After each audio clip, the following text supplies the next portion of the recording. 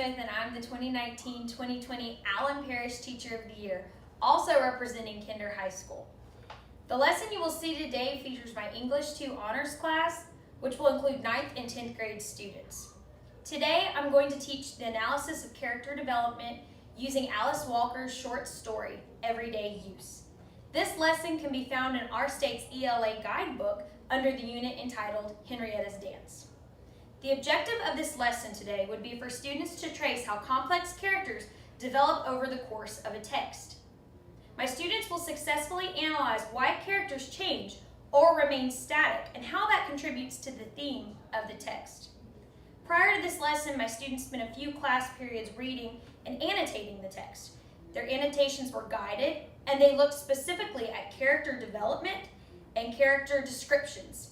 Yesterday, my students participated in group work, focusing on finding an overall theme in the text. They did a great job working in their groups and determined the overall theme of the text by the end of the class. This lesson connects to my overall goal as their English teacher, because what I want more than anything is to build strong, independent, knowledgeable readers and writers. When my students learn how to analyze character development throughout a fictional text, I know they are making those necessary steps to becoming successful readers. I'm confident that this lesson fits in with meeting that goal beautifully. Something to keep in mind while watching this lesson is that my English 2 honors class is made up of 9th and 10th graders, and there may be a slight age difference between my students. This also translates in the depth of some of their thinking and their writing. I have made adaptations to make sure all of my students are ensured success at every level of comprehension and skill set. I was intentional in how I grouped my students for this lesson, and I feel like they are each assigned to a group that will only help them meet the objectives that have been set for this particular lesson. Each member of the group brings a different level of understanding to their classmates and will be assigned certain tasks to meet that understanding. Lastly, I hope you will enjoy watching this lesson. Teaching the analysis of character development is one of my favorite reading skills to focus on in my classroom, and I'm hopeful that my students will not only enjoy this lesson, but master the objectives set before them and learn what it means to analyze character development. Thank you.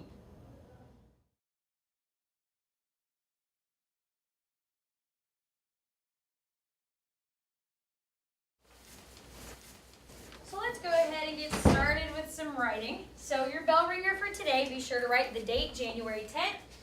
I want you to create a short story. In that story, I want you to create a specific character. We're focusing on characterization today. So, of course, you guys are going to write about a character.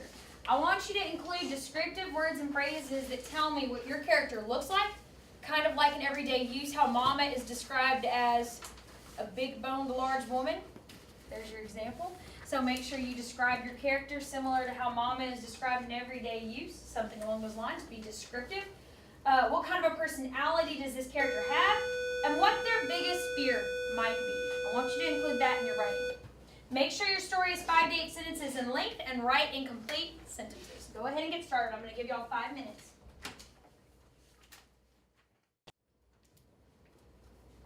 I need 2 people to volunteer to write missing work forms for Stryker and Lily. Anybody want to volunteer today? Riley? Anybody else? Lauren, thank you. Right, Stryker.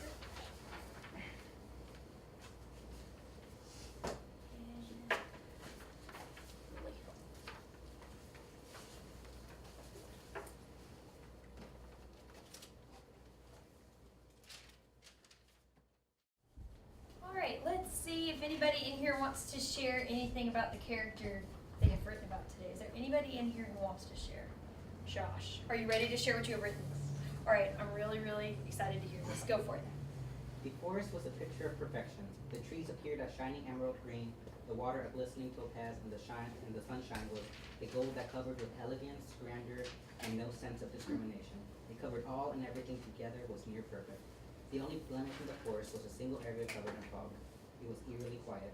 The wind didn't whistle, the animals didn't sing, and the plants dripped with water as though they were in sorrow. The entire forest seemed to be in mourning, and all was due to the unbridled emotions of a single woman who stared at a pond. It was almost as if nature felt exactly as she did. There she knelt, staring at her own reflection. She stared as though the very nature of herself were an oddity. Even the movements that she may have done in everyday life were a foreign feeling to her. She stared as her skinny, pale hand reached up into her hair and felt it. The once beautiful golden locks were stained by dirt and mud, just as her torn and messy clothes were. Her face, while obviously attractive, seemed off. It was as though, even if one did not know her, they could tell that the frown adorning her lips was not indigenous. It seemed as though her face was not used to anything but a smile, so anything but seemed odd. But the worst part were her eyes. If a picture is worth 1,000 words, and the eyes are the windows to the soul, then she spoke volumes with nothing. For it seemed that her eyes were a picture of nothing, no emotion, thought, or life. That soon changed. Her eyes, after staring at her own reflection, seemed to understand something. They hated that what was being reflected back to them. She would stare at her reflection, and the longer she did so, the more her eyes burned and wished to set the picture aflame. But as would happen with any other fire, they were quenched by a source of water. Her eyes streamed from her face, so much so that it seemed she may have been the source for this very pond. And again, as though she were connected to nature, the very sky began to cry. The tears rained down, and the image in the pond was distorted, and she looked at it. Had anyone else seen it, it would have described the image changing from that of a tattered young blossom to a horrible viral monstrosity. But all she saw was what she had seen from the beginning. Very good. And those words don't even accurately describe how good that writing is. I think that's puffball worthy. What do y'all think? Yeah. Yes, I agree. I think that's a puffball worthy piece of writing right there. So today, I think you've got an idea of what we're going to be looking at. We're going to be focusing on character development. All right, we're going to focus on how you analyze character development in fiction. So let's look at our objectives for the day before we actually get into the meat and potatoes of it all.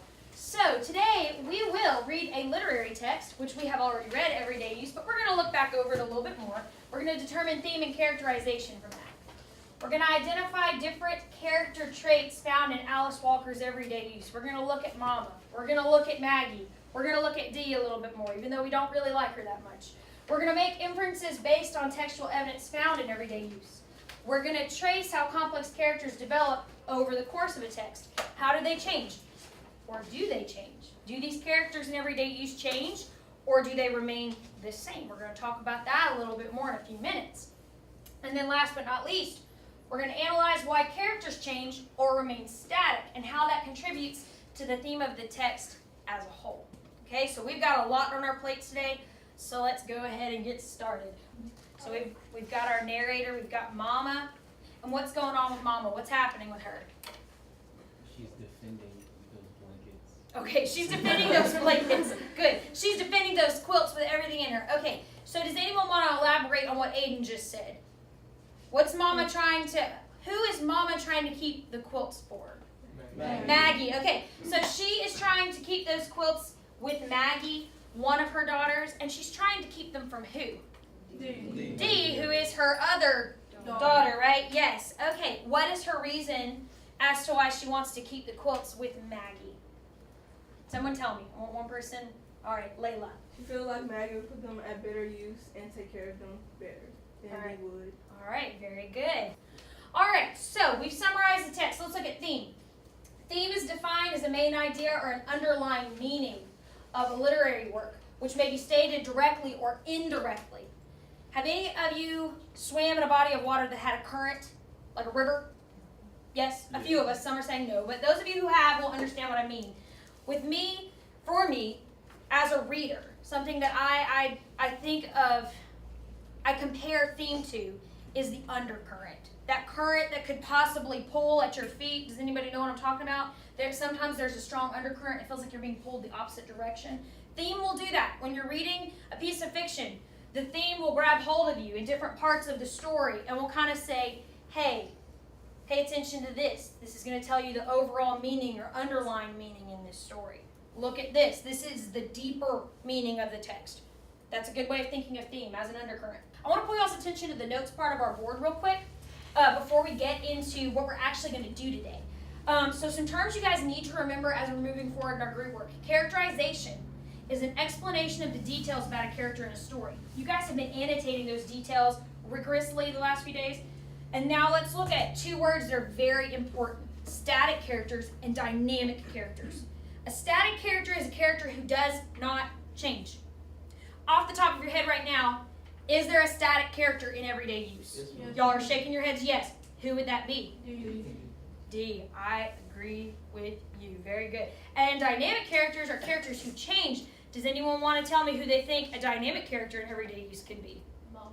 Ooh, Mama. And we're going to talk about that later in your groups. As I walk through y'all's groups, I'm going to talk with you guys about what it is she does or what choices she makes in this short story that tell me she's a dynamic character. Let's look at those last two terms you got to remember. Character traits, that's the qualities and features that make a person unique. And then the last word there, inference. That's an intelligent guess. You guys have been making inferences pretty much all year, but a lot the last few days with this short story. So remember those terms moving forward in your group work. All right, so let's get into what we're going to do today. First, my teaching assistant's going to pass out your character charts for the day. Hannah's going to go ahead and pass this out to you guys. Please put your name, today's date, and 5th hour at the top. Today is January the 10th. So she's passing this out. All you need is something to write with and everyday use. You guys can probably go ahead and put away your theme T-charts while you're at it, so your desk isn't so loaded. So, let's talk about this chart you guys need to fill out. So, we have an acronym we use when we're talking about character analysis or describing a character. The acronym is STEAL, S-T-E-A-L. If everyone will look at the chart with me under the part that is titled Trait. The first thing you're going to look at is the speech of the character. What do they sound like? How do they speak? What kind of words do they use? Are they educated? Are they a little bit slower? You know, share with that group over there. And I'm going to kind of close out with this thought. And we will return to this tomorrow. This will be one of the first things we discuss coming into class. So don't worry, this is part 1 of 2. But that part of the page that y'all bracketed off where she talks about the quilts and Dee tells her mom, Maggie's backwards enough, she would probably take them and actually use them for everyday use. And that's where the title comes from. She'd actually put them on her bed and use them for what they were intended. And her mama says, well, I should hope she does. She asks Dee, what do you intend to do with them? And she says, I'm going to hang them on the walls. I talked to them back there, and I had asked you guys yesterday to tell me what the quilts were symbolic of. I shared with them, I had a thought yesterday that these quilts might be symbolic of love. Because when you love someone and you tell them you love them, that's one part of it. But do you show them you love them? Do you actually put, do you actually actively show it? Yeah. Okay, or is it just hanging on your wall?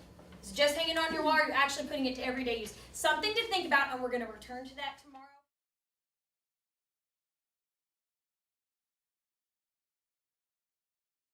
Well, I believe that my students met every objective set for them today. I think that lesson went great. And I know this because they successfully answered my guided reading questions throughout the lesson, and they had excellent discussions amongst their groups. I was also able to see their character autopsies coming to life as they analyzed the different characters in Alice Walker's everyday use. So I also had visual confirmation that my students were mastering the objectives that were set before them. If I were to do anything differently next time, I might give them a few more tasks to accomplish as a group. While they were focusing on filling out their character charts and completing their character autopsies, I felt like I could give them another task as well in completing a writing assignment. So next time, I think I might add that component to their group work so they have a chance to put their thoughts and work into words. After today, my students will continue their group work and finish their charts and autopsies. Once they are finished, they will present their group findings as they were assigned to different characters. This will help meet some of our speaking and listening state standards. And lastly, I hope you enjoyed this lesson. Thank you so much for watching. I truly appreciate this opportunity to share a small glimpse into my classroom with all of you. So on behalf of myself, my students, Kinder High School, and Allen Parish, thank you.